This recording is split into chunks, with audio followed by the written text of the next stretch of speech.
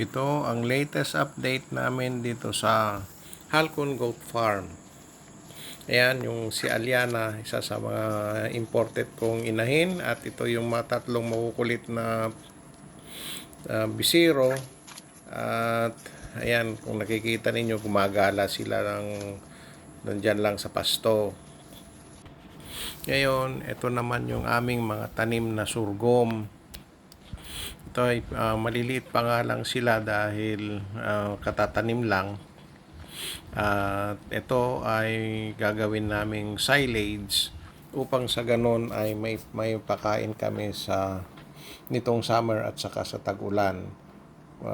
Medyo marami yung tanim, kaya sigurado na makakapag silage kami ng madami. Dahil yung iba, ipapakain din namin sa kambing, lalo na ngayong summer. Medyo kakaunti ang damo pagka ganyan dahil madalang ang ulan. So, yan ang magiging pakain. So Ito naman yung bagong tanim namin na pier. Kung makikita niyo, bagong ano lang yan, bagong suloy pa lang sila. Ayan, oh. Pero magaganda yung suloy nila, kaya yan, dinadamihan namin araw-araw. Mayat may nagtatanim kami ng napier. At ito naman ang aming sitaria. Ito ay gustong-gusto ng aming mga kambing. At kahit kalabaw, baka, karnero, kabayo, basta kahit na anong alaga natin kumakain ng damo, magagustuhan nila ito dahil malambot siya at siguro masarap sa kanilang panlasa.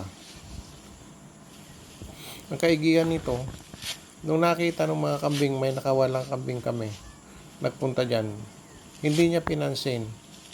Siguro hindi niya alam na makakain dahil kung titingnan mo, para siyang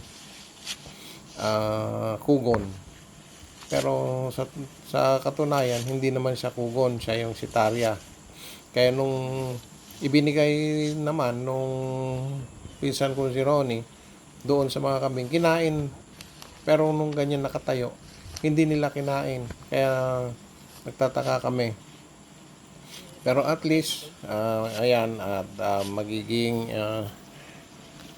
padadamihin namin ito.